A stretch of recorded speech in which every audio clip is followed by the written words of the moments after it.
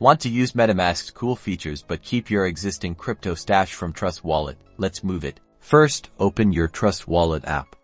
Look for the settings icon, usually at the bottom right corner of your screen. Tap on it. In the settings menu, you'll see a few options. Tap on Wallets. You'll see a list of your wallets. Find the wallet you want to import to Metamask, and tap the three dots, usually an ellipsis right next to its name. A menu will pop up. Select Show Recovery Phrase. Remember, keep this phrase secret. Never share it with anyone. You'll be prompted to confirm you understand the risks. Once you do, your 1-to-RD recovery phrase will be revealed. Write it down carefully and double-check for accuracy. This is your key, so guard it well. Now, open your Metamask extension in your browser. If you already have a Metamask wallet, you might need to create a new profile for this.